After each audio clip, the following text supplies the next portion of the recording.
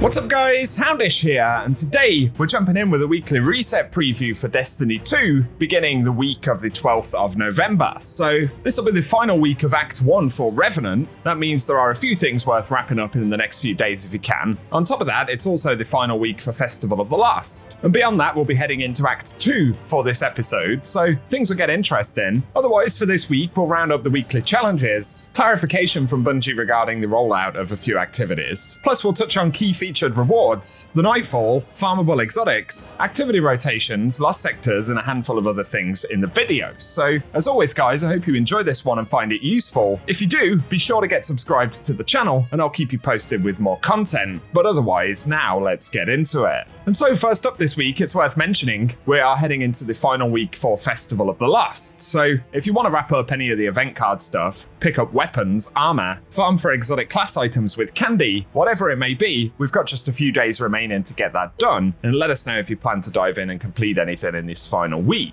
Additionally though, it's also the final week for Act 1 of Revenant, so if you want to wrap up anything, again it's worth doing it this week before we get new content, new fieldwork, quests, tonics and materials, all of that on top of new rewards and activity content dropping next week. And of course, Bungie have got a reveal after the reset this week, where they'll show off a bunch of content for Act 2, so I'll keep you posted about that. But onto our weekly challenges for this reset. Firstly, there is a legendary herbalist to collect nuggets, the legendary reagents used to make tonics in Ido's tonic laboratory, but there's also Booby Trapper to build or upgrade defenses in Onslaught Salvation. Absolutely stunning, where we need to stun champions in the season, and we've got the Trials That Define Us to complete Crucible matches, and there is bonus progress there granted for Trials and for Trials victories. So only a few challenges this week, but I'd anticipate we'll probably see more rolling out next week alongside the new activity content. Over to the Nightfall very briefly though, and this week we should see Heist Battleground on the Moon, so that'll be an interesting one once again. We don't know exactly what the weapon will be, as the full rotation hasn't been made available yet, so we'll just have to wait and see on that front. Also, in the TWID last week, Bungie had said that the Grandmaster Nightfall catch-up node goes live next week, but they updated that to clarify that the catch-up will begin on November 19th, so that'll be the reset alongside Act 2 next week. So just keep in mind that Bungie had misspoken with regards to the specific date. Otherwise for reset, on the Pale Heart, of course, we'll get a refresh on some of the pinnacle drops and things. That includes Dual Destiny, the featured co-op mission,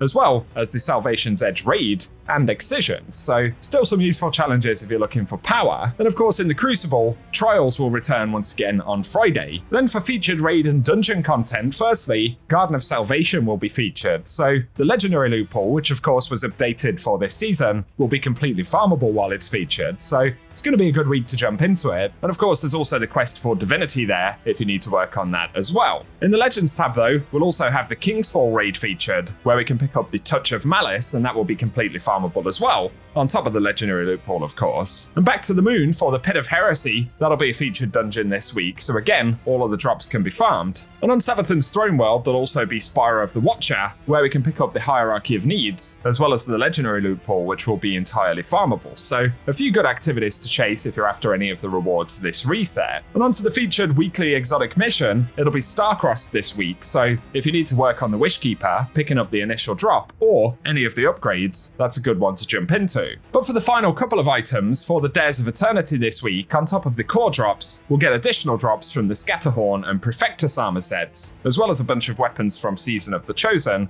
Worthy, and Defiance as additional random drops. And then we have the featured Lost Sectors for the week, and starting out for Tuesday, it'll be Metamorphosis on Savathun's Throne World. Of course, we can get random world drops as well as exotic engrams, which will drop when completing them solo. November 13th though will be K1 Revelation on the Moon. For the 14th, we've got Bay of Drowned Wishes in the Dreaming City. That's followed by Chamber of Starlight in Dreaming City on the 15th, before moving over to the EDZ with the Quarry on November 16th, Excavation Site on November 17th, and finally, we'll be back to the Pale Heart with the Broken Deep for November 18th.